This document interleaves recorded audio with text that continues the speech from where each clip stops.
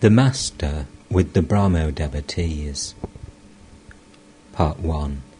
October the 28th, 1882. It was Saturday. The semi-annual Brahmo festival, celebrated each autumn and spring, was being held in Bani Madhav Pal's beautiful garden house at Sindhi, about 3 miles north of Calcutta. The house stood in a secluded place, suitable for contemplation. Trees laden with flowers, artificial lakes with grassy banks, and green arbours enhanced the beauty of the grounds. Just as the fleecy clouds were turning gold in the light of the setting sun, the Master arrived. Many devotees had attended the morning devotions, and in the afternoon people from Calcutta and the neighbouring villages joined them.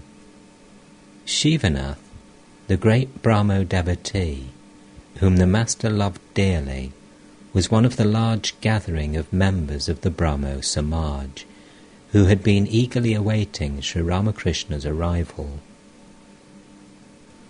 When the carriage, bringing the Master and a few devotees, reached the garden house, the assembly stood up respectfully to receive him.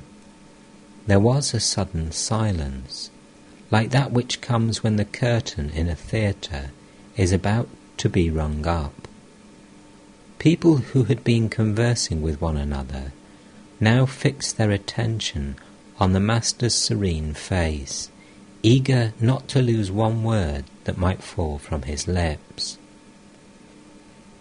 At the sight of Shivanath, the Master cried out joyously, "Ah, here is Shivanath. You see, you are a devotee of God. The very sight of you gladdens my heart. One hemp smoker feels very happy to meet another. Very often they embrace each other in an exuberance of joy." The devotees burst out laughing. Master: Many people visit the temple garden at Dakshineshwar. If I see some among the visitors indifferent to God, I say to them, "You had better sit over there." Or sometimes I say, "Go and see the beautiful buildings." Laughter. Sometimes I find that the devotees of God are accompanied by worthless people. Their companions are immersed in gross worldliness and don't enjoy spiritual talk at all. Since the devotees keep on for a long time talking with me about God, the others become restless. Finding it impossible to sit there any longer, they whisper to their devotee friends, "When shall we be going? How long will you stay here?" The devotees say, "Wait a bit, we shall go after a little while." Then the worldly people say in a disgusted tone, "Well then, you can talk. We shall wait for you in the boat." All laugh. Worldly people will never listen to you if you ask them to renounce everything and devote themselves wholeheartedly to God. Therefore Chaitanya and Nitai, after some deliberation, made an arrangement to attract the worldly people. They would say to such persons, "Come, repeat the name of Hari, and you shall have a delicious soup of magor fish and the embrace of a young woman." Many people, attracted by the fish and the woman, would chant the name of God. After tasting a little of the nectar of God's hallowed name, they would soon realize that the fish soup really meant the tears they shed for love of God, while the young woman signified the earth. The embrace of the woman meant rolling on the ground in the rapture of divine love. Nitai would employ any means to make people repeat Hari's name. Chaitanya said, "The name of God has very great sanctity. It may not produce an immediate result, but one day it must bear fruit. It is like a seed that has been left on the cornice of a building. After many days the house crumbles, and the seed falls on the earth, germinates, and at last bears fruit." As worldly people are endowed with sattva, rajas and tamas, so also is bhakti characterized by the three gunas. Do you know what a worldly person endowed with sattva is like? Perhaps his house is in a dilapidated condition here and there. He doesn't care to repair it. The worship hall may be strewn with pigeon droppings, and the courtyard covered with moss, but he pays no attention to these things. The furniture of the house may be old. He doesn't think of polishing it and making it look neat. He doesn't care for dress at all. Anything is good enough for him. But the man himself is very gentle, quiet, kind, and humble. He doesn't injure anyone. Again, among the worldly, there are people with the traits of rajas. Such a man has a watch and chain, and 2 or 3 rings on his fingers. The furniture of his house is all spick and span. On the walls hang portraits of the Queen, the Prince of Wales, and other prominent people. The building is whitewashed and spotlessly clean. His wardrobe is filled with a large assortment of clothes. Even the servants have their livery and all that. The traits of a worldly man endowed with tamas are sleep, lust, anger, egotism, and the like. Similarly, bhakti, devotion, has its sattva. A devotee who possesses it meditates on God in absolute secret, perhaps inside his mosquito net. Others think he is asleep. Since he is late in getting up, they think perhaps he has not slept well during the night. His love for the body goes only as far as appeasing his hunger, and that only by means of rice and simple greens.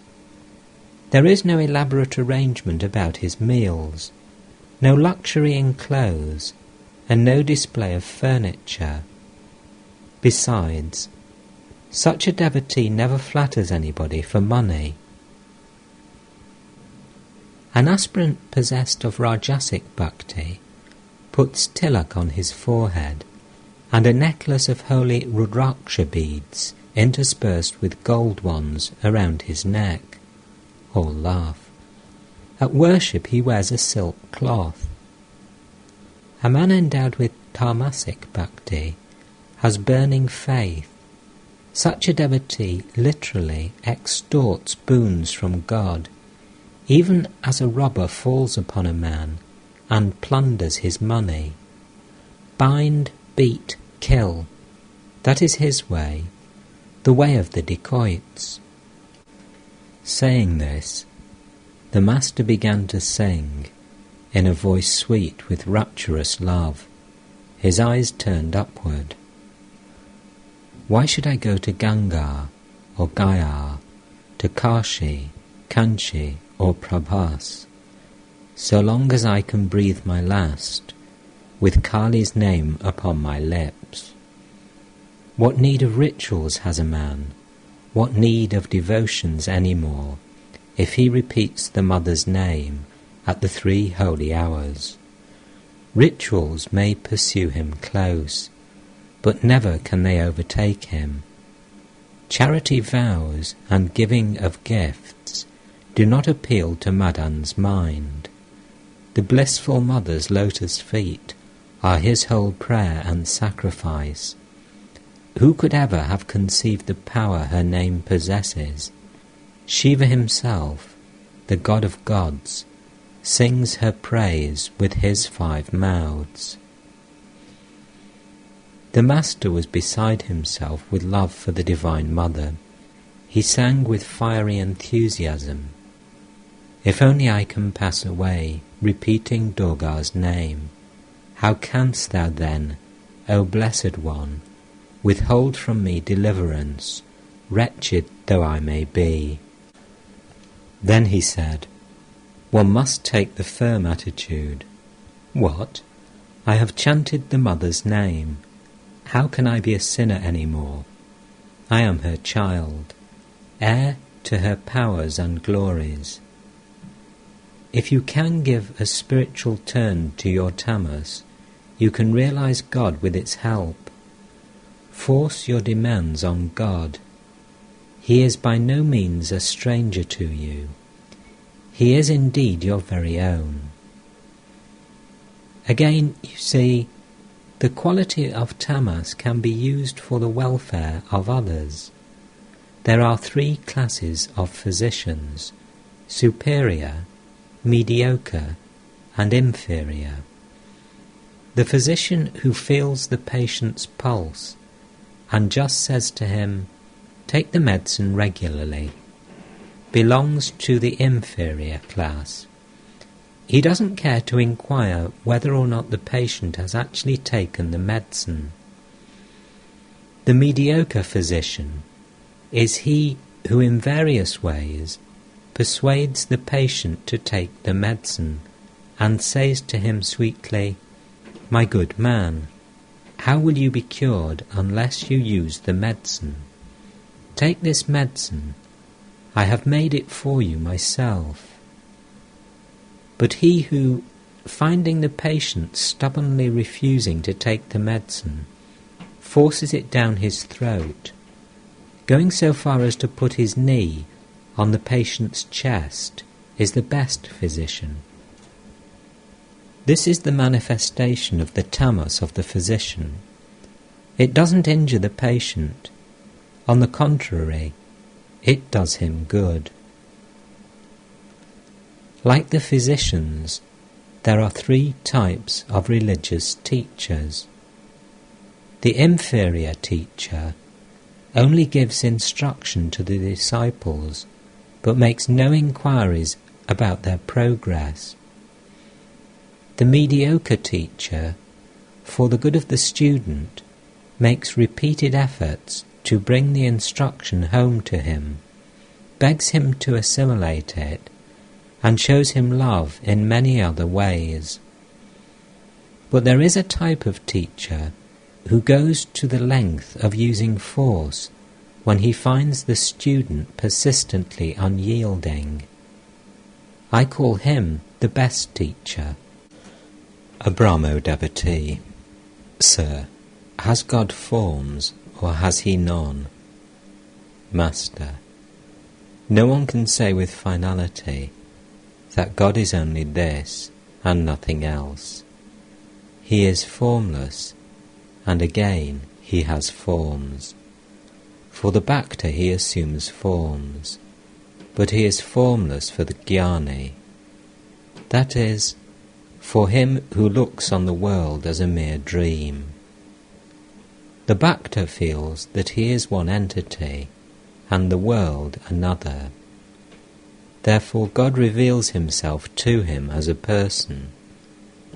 But the Jnani, the Vedantist for instance, always reasons, applying the process of not this, not this. Through this discrimination, he realizes, by his inner perception, that the ego and the universe are both illusory, like a dream. Then the Jnani realizes Brahman in his own consciousness. He cannot describe what Brahman is. Do you know what I mean? Think of Brahman, existence, knowledge, bliss absolute, as a shoreless ocean.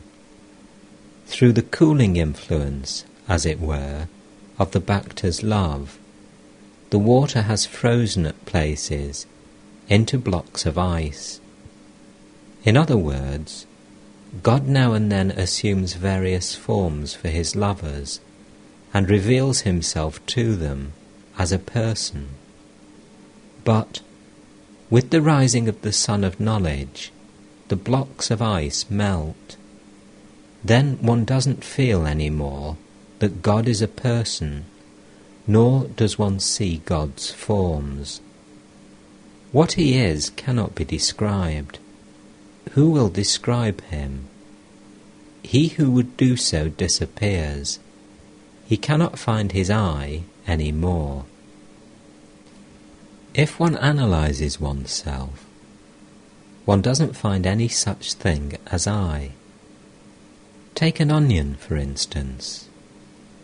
First of all, you peel off the red outer skin. Then you find thick white skins. Peel these off one after another, and you won't find anything inside.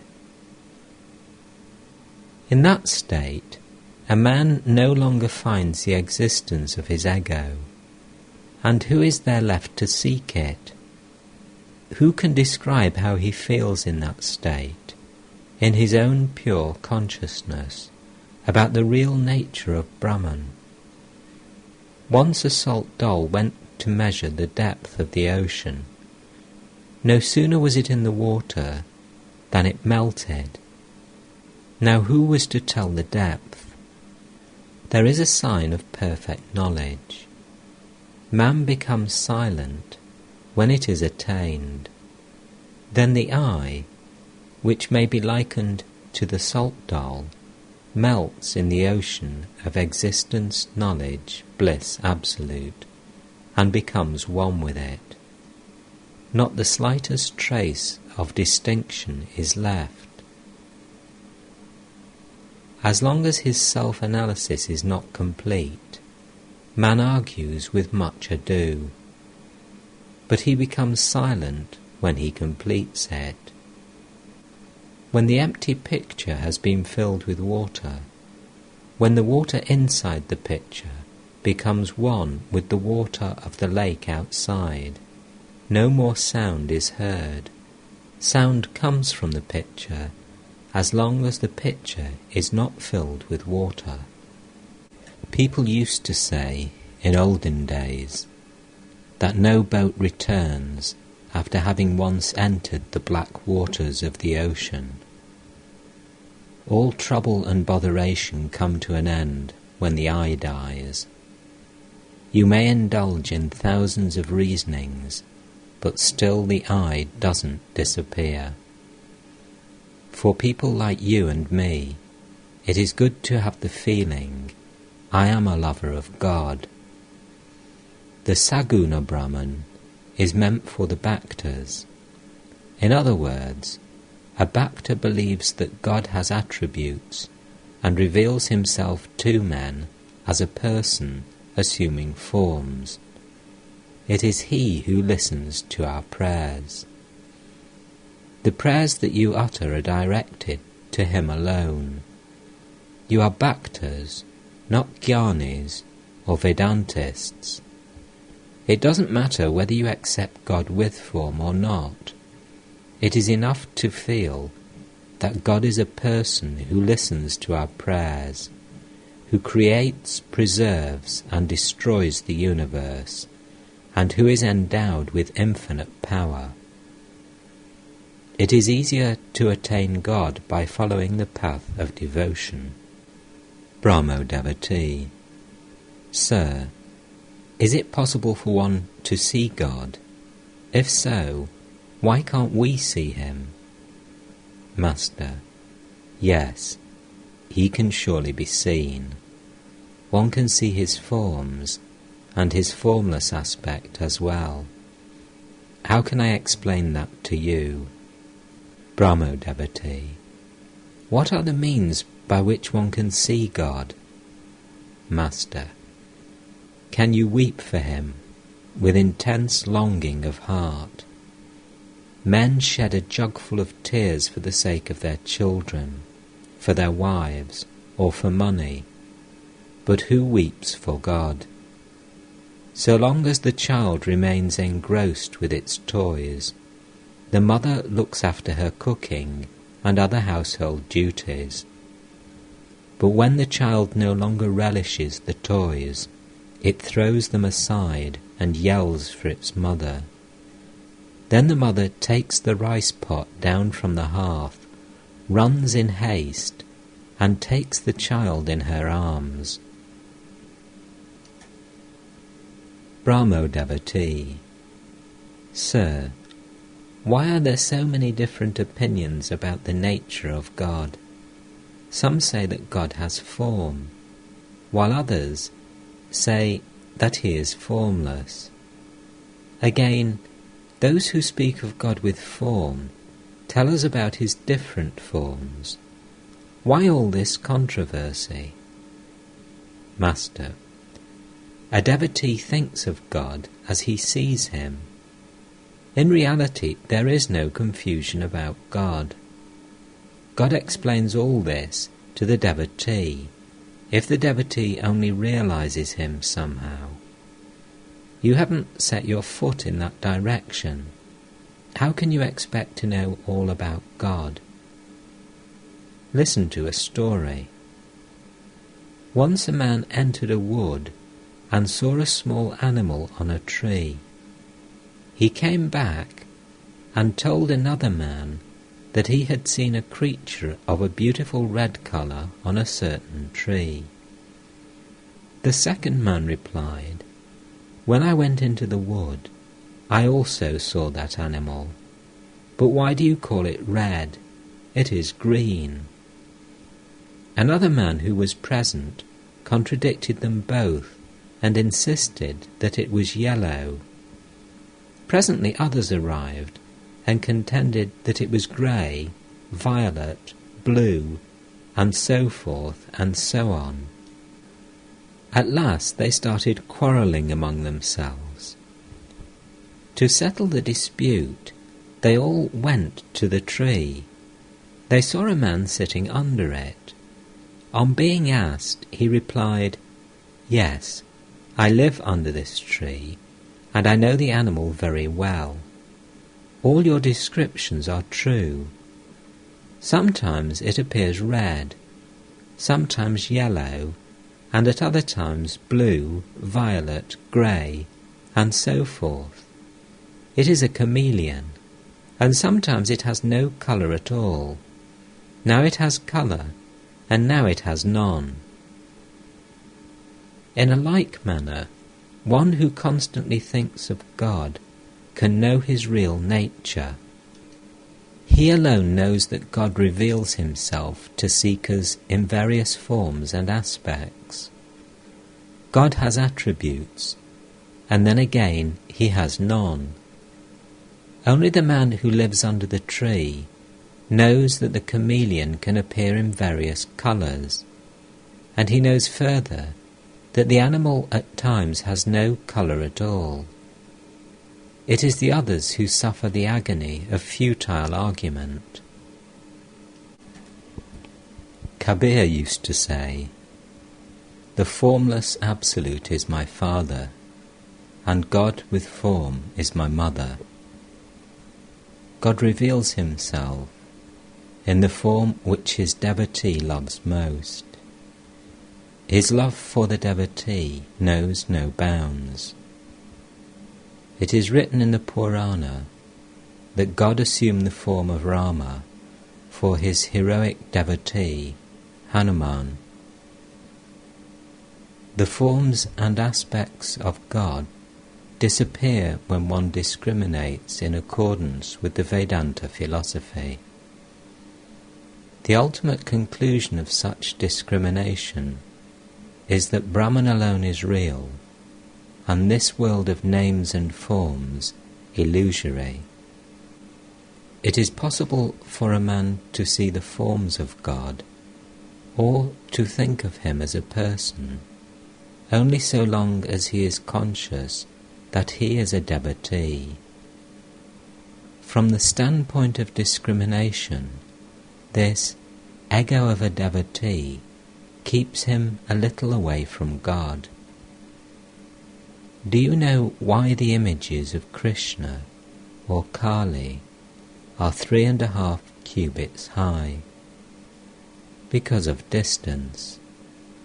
Again, on account of distance, the sun appears to be small. But if you go near it, you will find the sun so big that you won't be able to comprehend it. Why have images of Krishna and Kali a dark blue colour?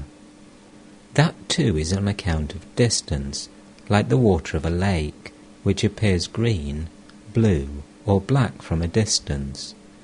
Go near, take the water in the palm of your hand, and you will find that it has no colour. The sky also appears blue from a distance. Go near, and you will see that it has no colour at all. Therefore I say that in the light of Vedantic reasoning, Brahman has no attributes. The real nature of Brahman cannot be described, but so long as your individuality is real, the world also is real, and equally real are the different forms of God and the feeling that God is a person. Yours is the path of bhakti. That is very good. It is an easy path. Who can fully know the infinite God? And what need is there of knowing the infinite? Having attained this rare human birth, my supreme need is to develop love for the lotus feet of God. If a jug of water is enough to remove my thirst, why should I measure the quantity of water in a lake? I become drunk on even half a bottle of wine. What is the use of my calculating the quantity of liquor in the tavern? What need is there of knowing the infinite? The various states of mind of the Brahma-jnani are described in the Vedas. The path of knowledge is extremely difficult.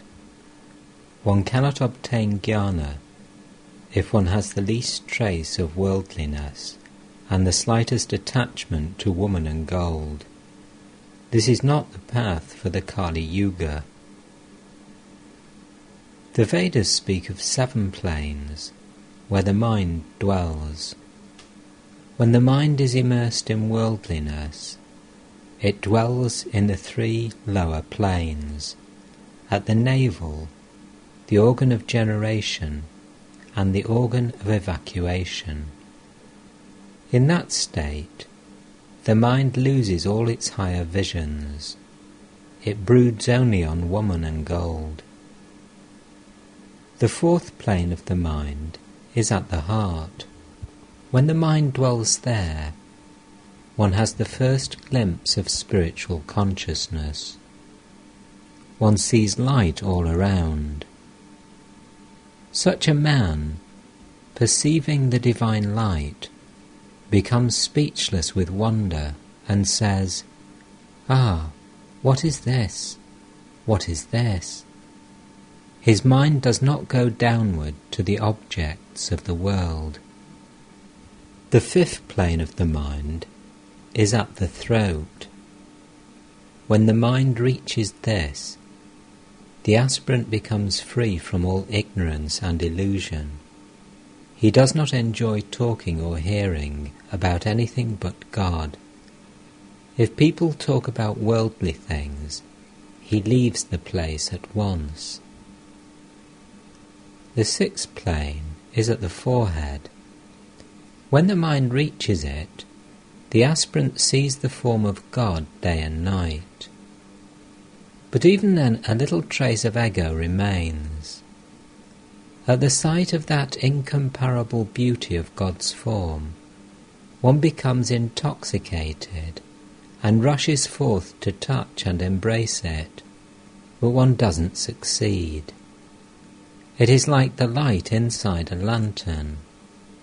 One feels as if one could touch the light, but one cannot on account of the pane of glass. In the top of the head is the 7th plane. When the mind rises there, one goes into samadhi. Then the Brahma-jnani directly perceives Brahman. But in that state, his body does not last many days. He remains unconscious of the outer world.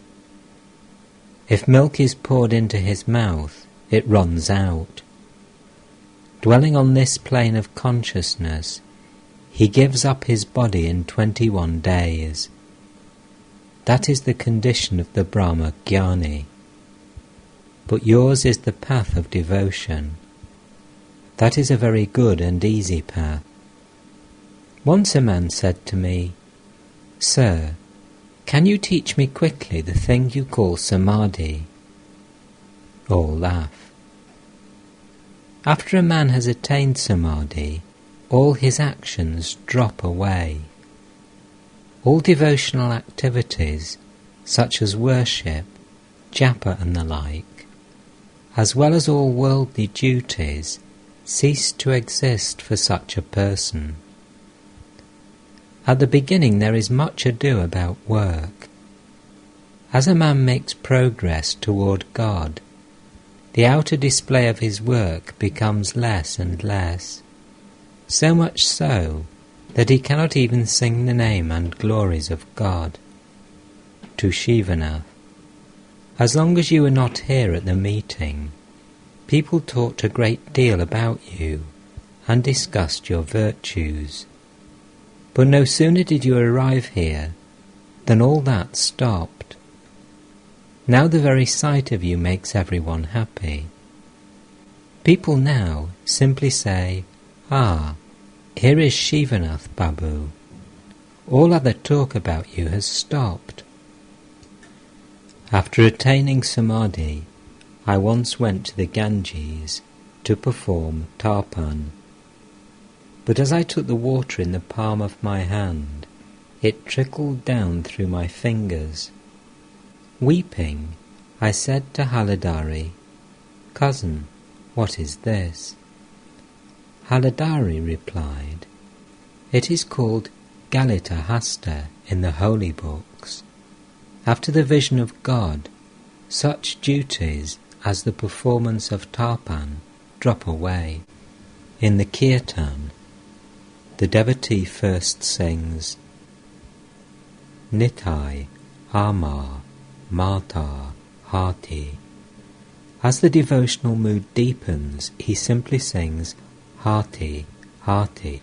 Next, all he can sing is Hati. And last of all he simply sings Ha and goes into samadhi. The man who has been singing all the while then becomes speechless. Again, at a feast given to the Brahmins, one at first hears much noise of talking. When the guests sit on the floor with leaf plates in front of them, much of the noise ceases. Then one hears only the cry, "Bring some luchi." As they partake of the luchi and other dishes, 3/4 of the noise subsides. When the curd, the last course, appears, one hears only the sound "soup, soup," as the guests eat the curd with their fingers. Then there is practically no noise. Afterwards, all retire to sleep, and absolute silence reigns. Therefore I say, at the beginning of religious life, a man makes much ado about work, but as his mind dives deeper into God, he becomes less active. Last of all comes the renunciation of work, followed by samadhi. Generally, the body does not remain alive after the attainment of samadhi. The only exceptions are such sages as Narada, who keep their bodies alive in order to bring spiritual light to others. It is also true of divine incarnations like Chaitanya. After the well is dug, one generally throws away the spade and the basket. but some keep them in order to help their neighbours. The great souls who retain their bodies after samadhi feel compassion for the suffering of others. They are not so selfish as to be satisfied with their own illumination. You are well aware of the nature of selfish people. If you ask them to spit at a particular place, they won't, lest it should do you good. If you ask them to bring a sweetmeat worth a cent from the store, they will perhaps lick it on the way back, or laugh. But the manifestations of divine power are different in different beings. Ordinary souls are afraid to teach others. A piece of worthless timber may itself somehow float across the water, but it sinks even under the weight of a bird. Sages like Narada are like a heavy log of wood, which not only floats on the water, but also can carry men, cows, and even elephants. To Shivanath and the other Brahmo devotees, can you tell me why you dwell so much on the powers and glories of God? I asked the same thing to Keshab Sen. One day, Keshab and his party came to the temple garden at Dakshineshwar. I told them I wanted to hear how they lectured. A meeting was arranged in the paved courtyard above the bathing ghat on the Ganges, where Keshab gave a talk. He spoke very well. I went into a trance. After the lecture I said to Keshab, "Why do you so often say such things as, 'O God, what beautiful flowers thou hast made'? 'O God, thou hast created the heavens, the stars and the ocean', and so on? Those who love splendour themselves are fond of dwelling on God's splendour. Once a thief stole the jewels from the images in the temple of Radhakanta. Mathur Babu entered the temple and said to the deity, 'What a shame, O God! You couldn't save your own ornaments.' 'The idea,' I said to Mathur. 'Does he who has Lakshmi for his handmaid and attendant ever lack any splendour? Those jewels may be precious to you, but to God they are no better than lumps of clay. Shame on you! You shouldn't have spoken so meanly. What riches can you give to God to magnify his glory? Therefore I say, a man seeks the person in whom he finds joy. What need has he to ask where that person lives, the number of his houses, gardens, relatives, and servants, or the amount of his wealth? I forget everything when I see Narendra. Never, even unwittingly, have I asked him where he lived, what his father's profession was, or the number of his brothers. Dive deep in the sweetness of God's bliss. What need have we of his infinite creation and unlimited glory? The Master sang, "Dive deep, O mind, dive deep in the ocean of God's beauty. If you descend to the uttermost depths, there you will find the gem of love. Go seek, O mind, go seek Vrindavan in your heart, where with his loving devotees Sri Krishna sports eternally. Light up, O mind, light up true wisdom's shining lamp, and let it burn with steady flame unceasingly within your heart. Who is it that steers your boat across the solid earth? It is your Guru, says Kabir. Meditate on his holy feet." Sri Ramakrishna continued, "It is also true that, after the vision of God, the devotee desires to witness his Leela. After the destruction of Ravana at Rama's hands, Nikasha, Ravana's mother, began to run away for fear of her life. Lakshmana said to Rama, "Revered brother, please explain this strange thing to me. This Nikasha is an old woman who has suffered a great deal from the loss of her many sons, and yet she is so afraid of losing her own life that she is taking to her heels." Rama bade her come near, gave her assurance of safety, and asked her why she was running away. Nikasha answered, "O Rama, I am able to witness this Leela of yours because I am still alive. I want to live longer so that I may see the many more things you will do on this earth." All laugh. To Shivanath, "I like to see you. How can I live unless I see pure-souled devotees? I feel as if they had been my friends in a former incarnation." A Brahmo devotee, "Sir, do you believe in the reincarnation of the soul?" Master, "Yes, they say there is something like that." How can we understand the ways of God through our small intellects? Many people have spoken about reincarnation, therefore I cannot disbelieve it.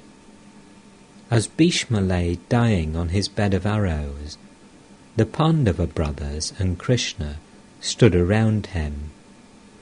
They saw tears flowing from the eyes of the great hero.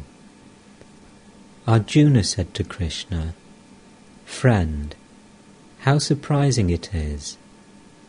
Even such a man as our grandsire Bhishma, truthful, self-restrained, supremely wise, and one of the 8 Vasus, weeps through Maya at the hour of death." Sri Krishna asked Bhishma about it.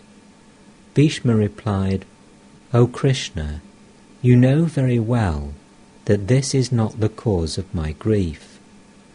I am thinking that there is no end to the Pandavas' sufferings, though God himself is their charioteer.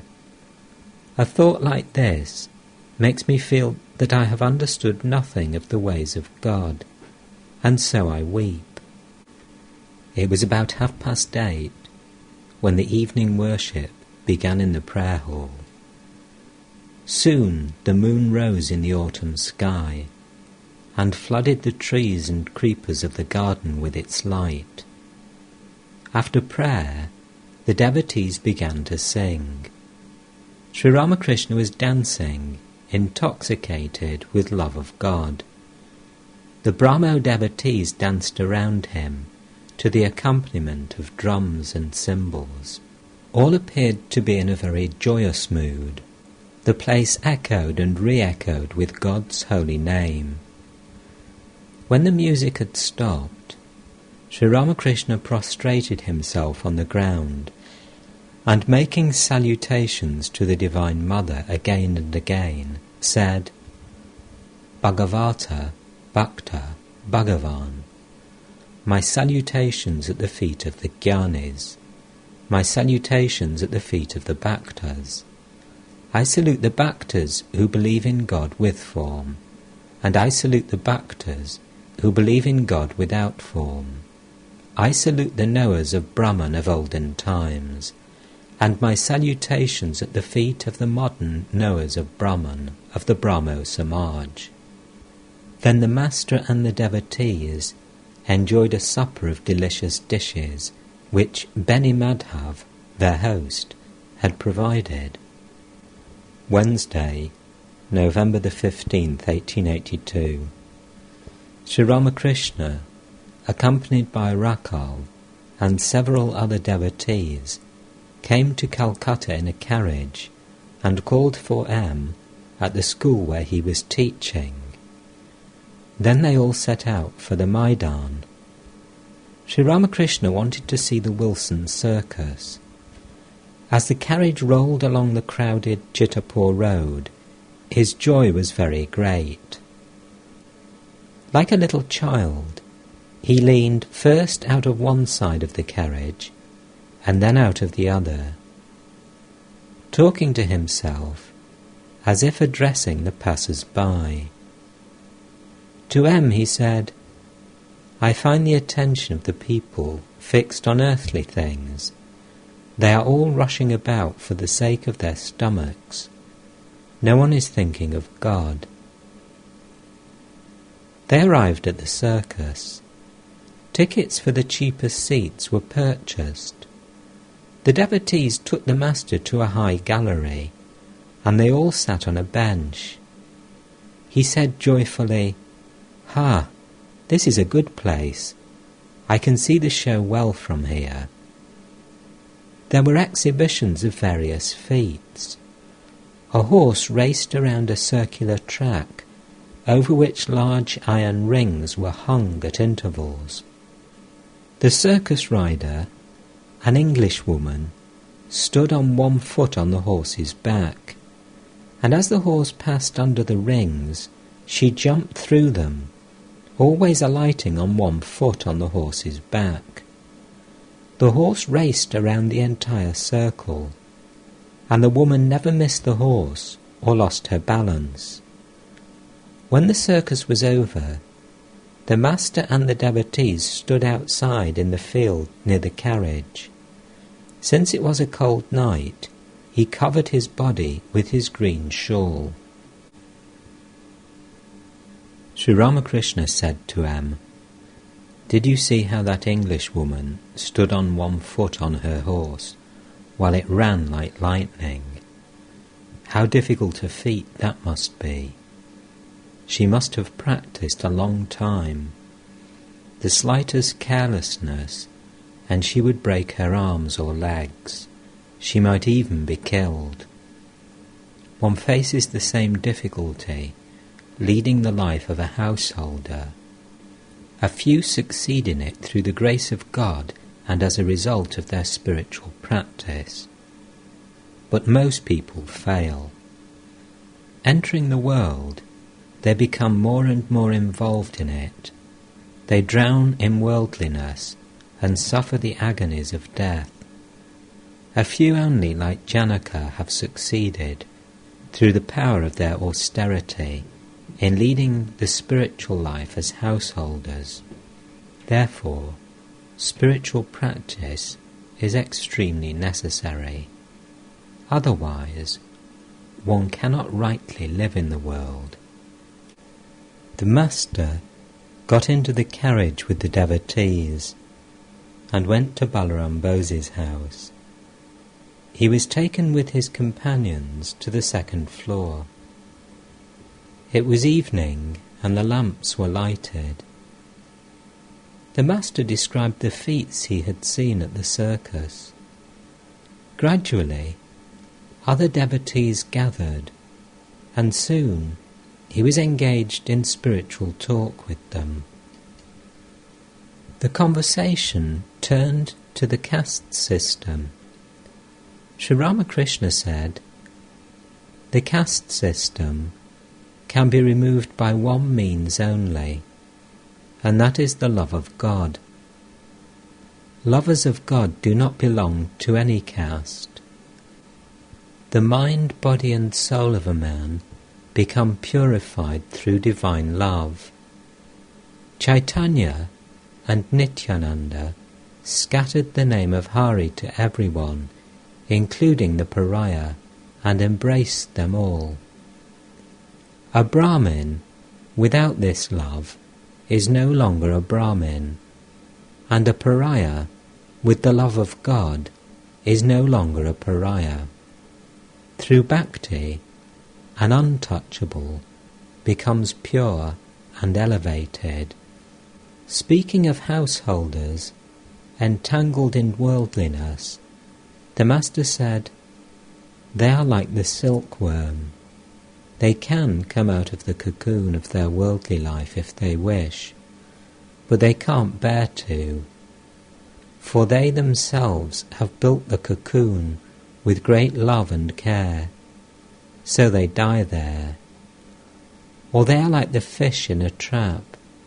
They can come out of it by the way they entered, but they sport inside the trap with other fish, and hear the sweet sound of the murmuring water, and forget everything else. They don't even make an effort to free themselves from the trap.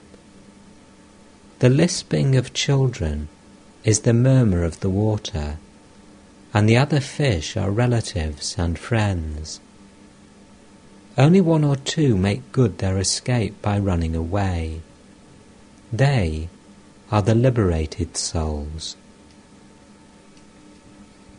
The Master then sang, "When such delusion veils the world through Mahamaya's spell, that Brahma is bereft of sense and Vishnu loses consciousness, what hope is left for men? The narrow channel first is made, and there the trap is set. But open though the passage lies, the fish, once safely through the gate, do not come out again. The silkworm patiently prepares its closely spun cocoon, yet even though a way leads forth, encased within its own cocoon, the worm remains to die." The Master continued, "Man may be likened to grain. He has fallen between the millstones, and is about to be crushed. Only the few grains that stay near the peg escape. Therefore, men should take refuge at the peg, that is to say, in God. Call on Him, sing His name, then you will be free. Otherwise you will be crushed by the King of Death." The Master sang again, "Mother, Mother, my boat is sinking here in the ocean of this world. Fiercely the hurricane of delusion rages on every side. Clumsy is my helmsman, the mind. Stubborn my 6 oarsmen, the passions. Into a pitiless wind I sailed my boat, and now it is sinking. Split is the rudder of devotion. Tattered is the sail of faith. Into my boat the waters are pouring. Tell me, what shall I do? For with my failing eyes, alas, nothing but darkness do I see. Here in the waves I will swim, O Mother, and cling to the raft of thy name."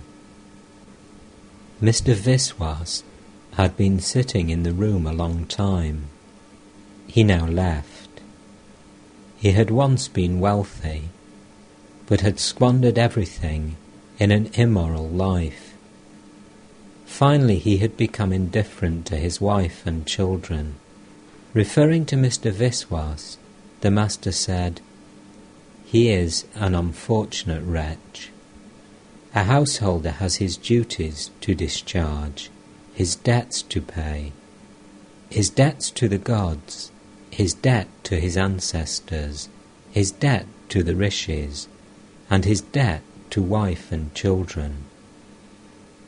If a wife is chaste, then her husband should support her.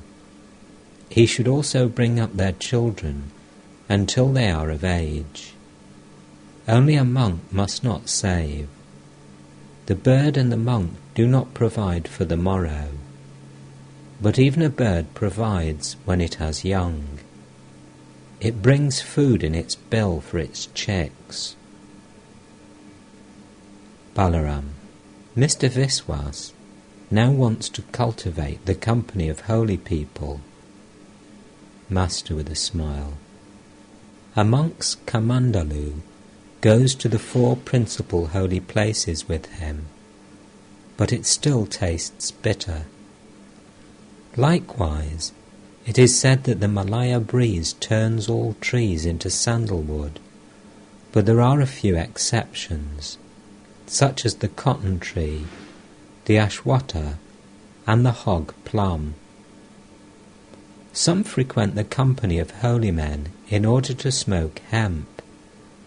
Many monks smoke it, and these householders stay with them, prepare the hemp, and partake of the prasad. Thursday, November the 16th, 1882. The Master had come to Calcutta.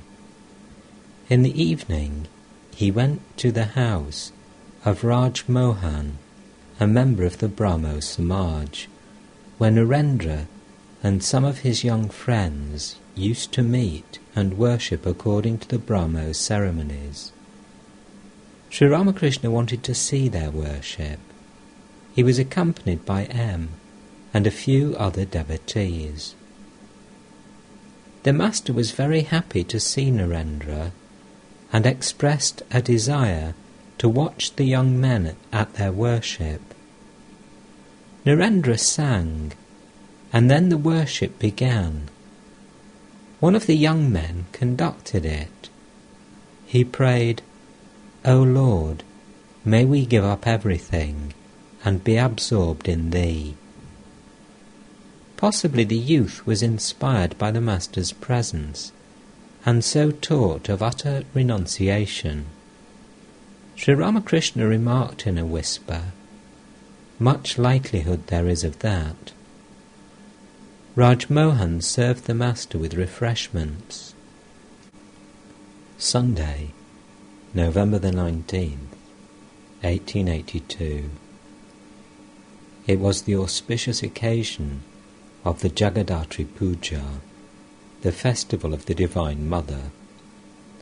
Sri Ramakrishna was invited to Surendra's house in Calcutta, but first he went to the house of Mano Mohan in the neighbourhood. The Master was seated in Mano Mohan's parlour. He said, "God very much relishes the bhakti of the poor and the lowly, just as the cow relishes fodder mixed with oil cake. King Duryodhana showed Krishna the splendour of his wealth and riches, but Krishna accepted the hospitality of the poor Vidura. God is fond of his devotees. He runs after the devotee as the cow after the calf."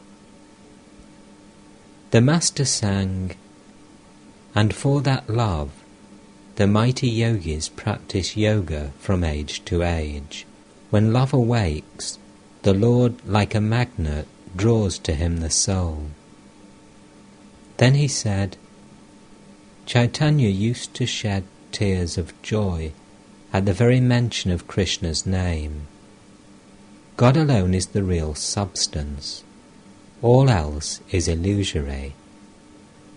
Man can realize God if he wants to, but he madly craves the enjoyment of woman and gold.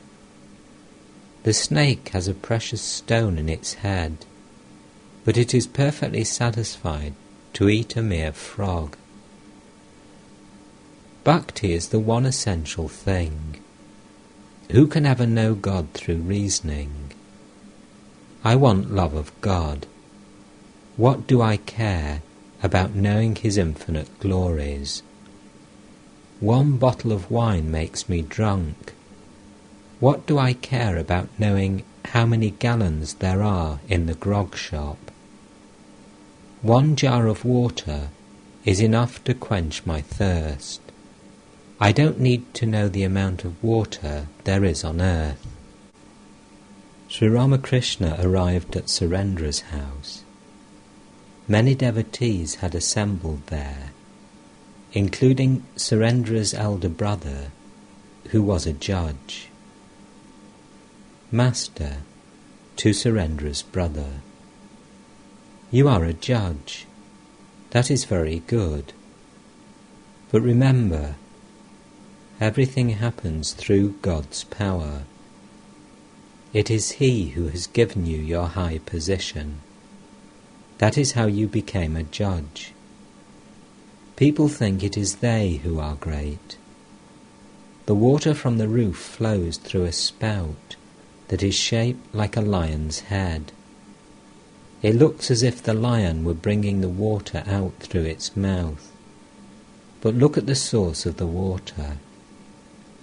A cloud gathers in the sky, and rain falls on the roof.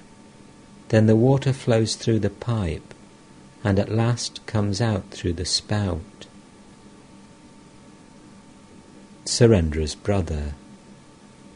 The Brahmo Samaj preaches the freedom of women and the abolition of the caste system. What do you think about these matters? Master.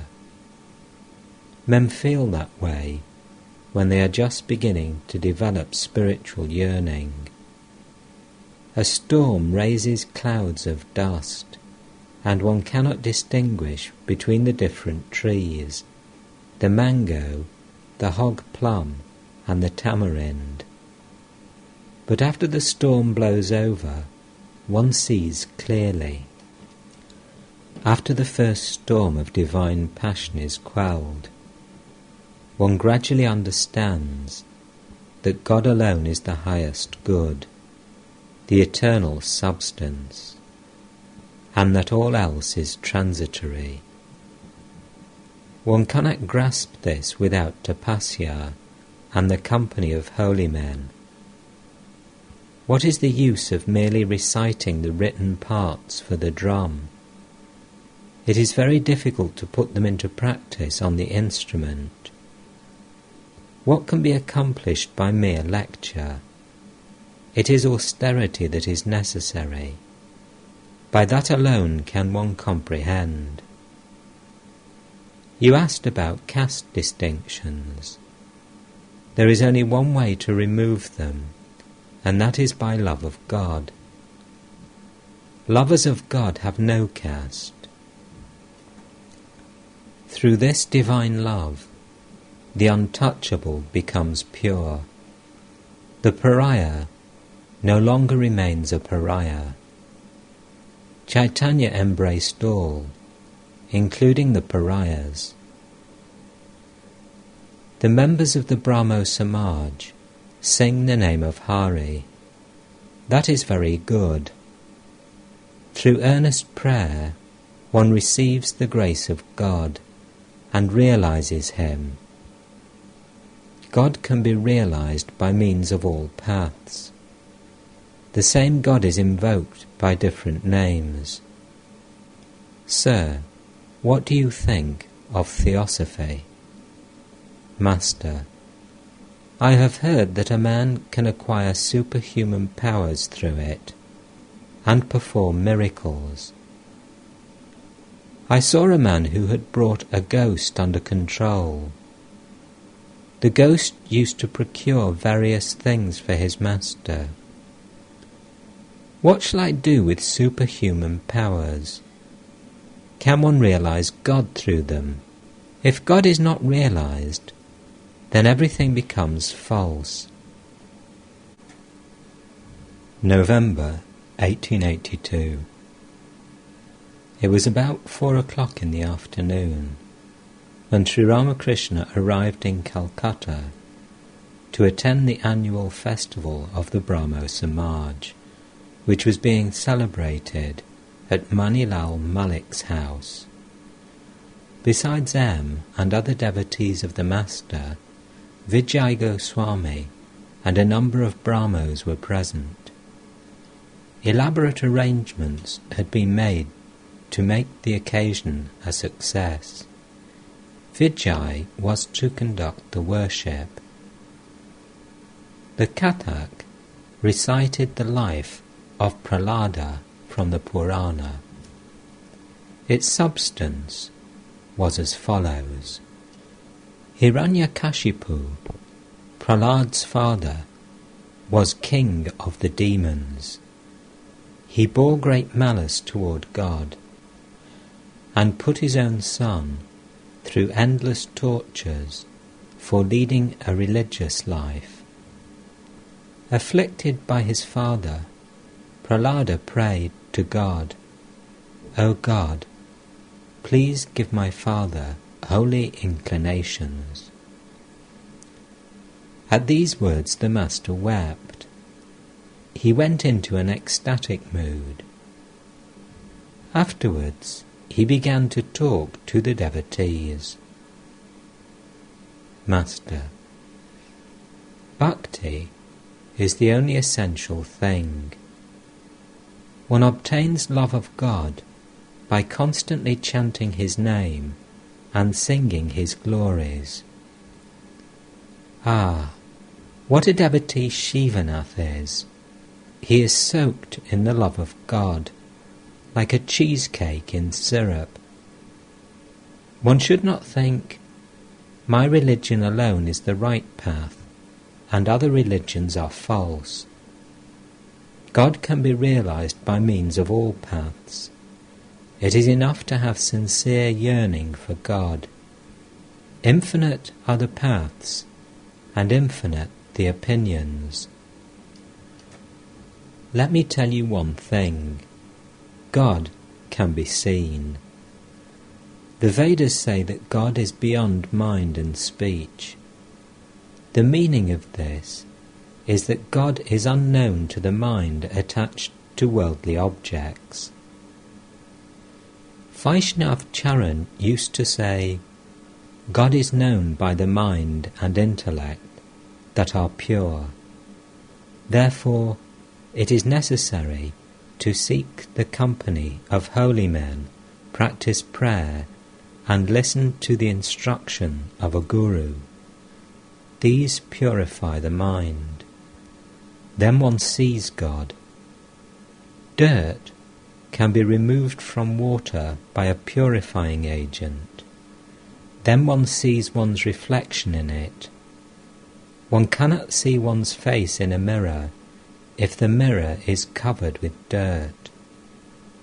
After the purification of the heart, one obtains divine love. Then one sees God through His grace. One can teach others if one receives that command from God after seeing Him.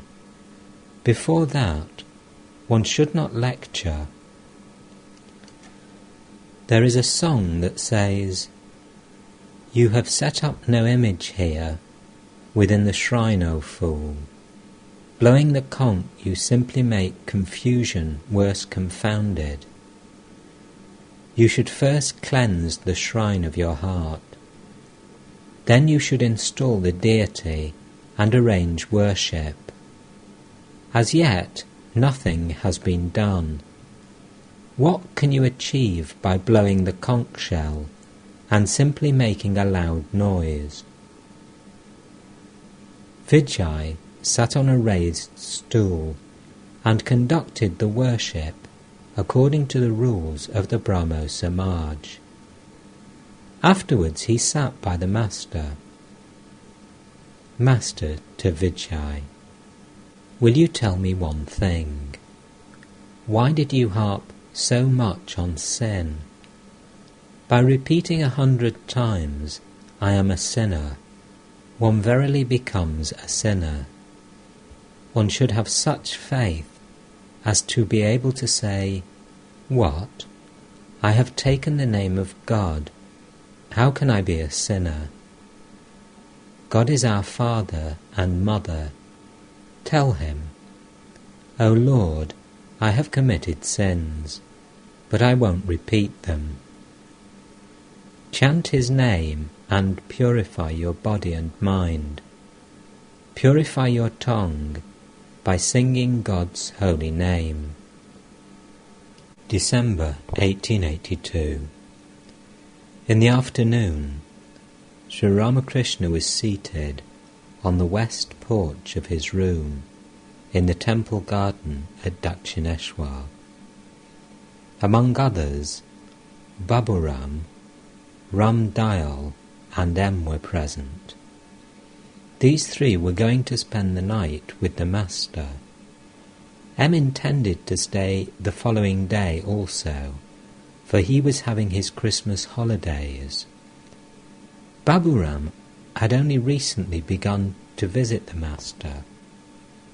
Master to the devotees. A man becomes liberated, even in this life, when he knows that God is the doer of all things. Once Keshab came here with Sambhu Malik. I said to him, "Not even a leaf moves except by the will of God. Where is man's free will? All are under the will of God." Nangta was a man of great knowledge, yet even he was about to drown himself in the Ganges. He stayed here 11 months. At one time he suffered from stomach trouble. The excruciating pain made him lose control over himself, and he wanted to drown himself in the river. There was a long shoal near the bathing ghat. However far he went into the river, he couldn't find water above his knees. Then he understood everything, and came back. At one time I was very ill, and was about to cut my throat with a knife. Therefore I say, O Mother, I am the machine, and thou art the operator. I am the chariot, and thou art the driver. I move as thou movest me. I do as thou makest me do. The devotees sang kirtan in the Master's room. Dwell, O Lord, O lover of bhakti, in the Vrindavan of my heart, and my devotion unto thee will be thy Radha dearly loved. My body will be Nanda's home, my tenderness will be Yashoda, my longing for deliverance will be thy gentle gopi maids. Lift the Govardhan of my sin, and slay my 6 unyielding passions, fierce as demons sent by Kamsa. Sweetly play the flute of thy grace, charming the milch cow of my mind, abide in the pasture of my soul. Dwell by the Yamuna of my yearning, under the banyan of my hope, forever gracious to thy servant, and, if naught but cowherd's love can hold thee in Vrindavan's vale, then, Lord, let Dasarati too become thy cowherd and thy slave. Again they sang, Sing, O bird, that nestles deep within my heart. Sing, O bird, that sits on the kalpa tree of Brahman. Sing God's everlasting praise. Taste, O bird, of the 4 fruits of the kalpa tree, Dharma, Artha, Kama, Moksha. Sing, O bird, he alone is the comfort of my soul. Sing, O bird, he alone is my life's enduring joy. O thou wondrous bird of my life, sing aloud in my heart. Unceasingly sing, O bird, sing forevermore, even as the thirsty chatak sings for the raindrop from the cloud. A devotee from Nandan Bagan entered the room with his friends. The Master looked at him and said, Everything inside him can be seen through his eyes, as one sees the objects in a room through a glass door. This devotee and his brothers always celebrated the anniversary of the Brahmo Samaj at their house in Nandan Bagan. Sri Ramakrishna had taken part in these festivals. The evening worship began in the temples. The Master was seated on the small couch in his room, absorbed in meditation. He went into an ecstatic mood and said a little later, "Mother, please draw him to thee. He is so modest and humble. He has been visiting thee." Was the Master referring to Baburam, who later became one of his foremost disciples? The Master explained the different kinds of samadhi to the devotees. The conversation then turned to the joy and suffering of life. Why did God create so much suffering? M. Once Vidyasagar said in a mood of pique, "What is the use of calling on God? Just think of this incident. At one time, Genghis Khan plundered a country and imprisoned many people. The number of prisoners rose to about 100,000. The commander of his army said to him, 'Your Majesty, who will feed them? It is risky to keep them with us. It will be equally dangerous to release them. What shall I do?' Genghis Khan said, 'That's true. What can be done?' 'Well, have them killed.' The order was accordingly given to cut them to pieces. Now God saw this slaughter, didn't he? But he didn't stop it in any way. Therefore, I don't need God, whether he exists or not. I don't derive any good from him. Master, is it possible to understand God's action and his motive? He creates, he preserves, and he destroys. Can we ever understand why he destroys? I say to the Divine Mother, O Mother, I do not need to understand. Please give me love for thy lotus feet. The aim of human life is to attain bhakti. As for other things, the Mother knows best. I have come to the garden to eat mangoes. What is my use of calculating the numbers of trees, branches, and leaves? I only eat the mangoes. I don't need to know the number of trees and leaves. Baburam, M, and Ramdayal slept that night on the floor of the Master's room. It was an early hour of the morning, about 2 or 3 o'clock. The room was dark. Sri Ramakrishna was seated on his bed, and now and then conversed with the devotees. Master, remember that daya, compassion, and maya, attachment, are 2 different things. Attachment means the feeling of minus towards one's relatives.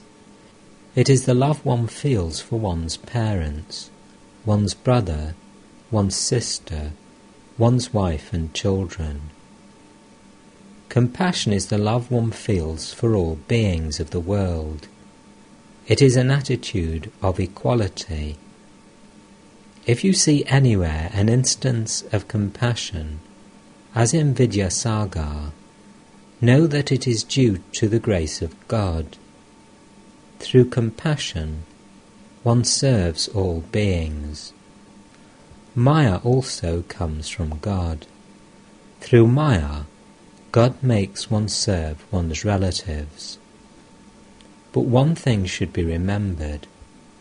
Maya keeps us in ignorance and entangles us in the world, whereas Daya makes our hearts pure and gradually unties our bonds. God cannot be realized without purity of heart. One receives the grace of God by subduing the passions, lust, anger, and greed. Then one sees God. I tried many things in order to conquer lust. When I was 10 or 11 years old and lived at Kamarpukur, I first experienced samadhi. As I was passing through a paddy field, I saw something and was overwhelmed. There are certain characteristics of God vision.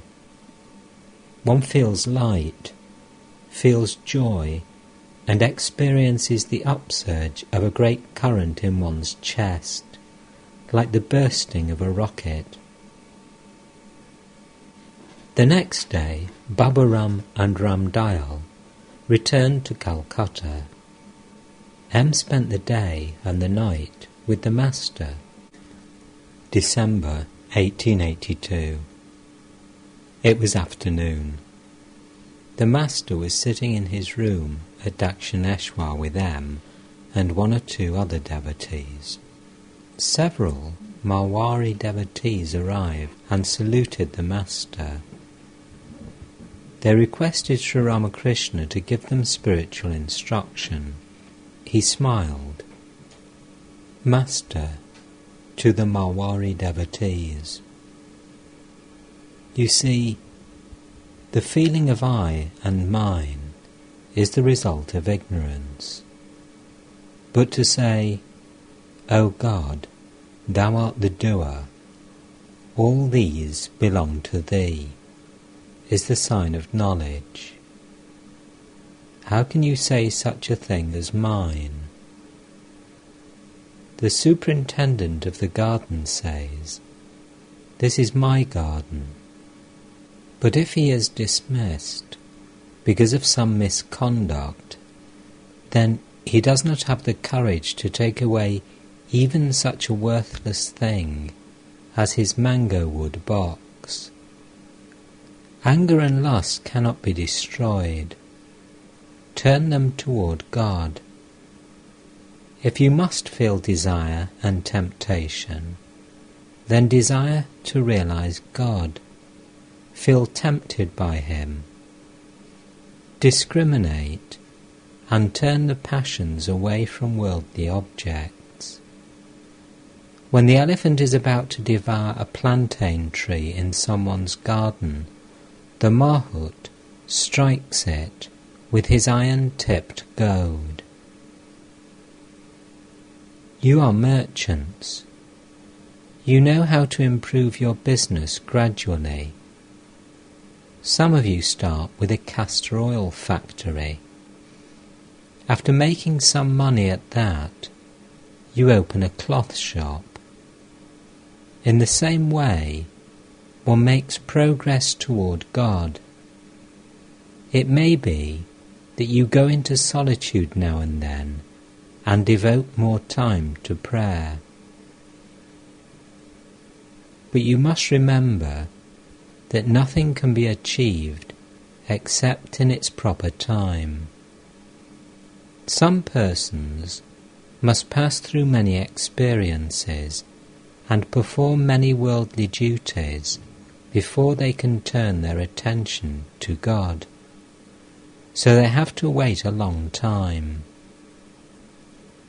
If an abscess is lanced before it is soft, the result is not good. The surgeon makes the opening when it is soft and has come to a head. Once a child said to its mother, "Mother, I am going to sleep now. Please wake me up when I feel the call of nature." "My child," said the mother, "when it is time for that, you will wake up yourself. I shan't have to wake you." The Marwari devotees generally brought offerings of fruit, candy, and other sweets for the Master. But Sri Ramakrishna could hardly eat them. He would say, "They earn their money by falsehood. I can't eat their offerings." He said to the Marwaris, "You see, one can't strictly adhere to truth in business. There are ups and downs in business. Nanak once said, I was about to eat the food of unholy people, when I found it stained with blood. A man should offer only pure things to holy men. He shouldn't give them food earned by dishonest means. God is realized by following the path of truth. One should always chant his name. Even while one is performing one's duties, the mind should be left with God. Suppose I have a carbuncle on my back. I perform my duties, but the mind is drawn to the carbuncle. It is good to repeat the name of Rama. The same Rama who was the son of King Dasharatha has created this world.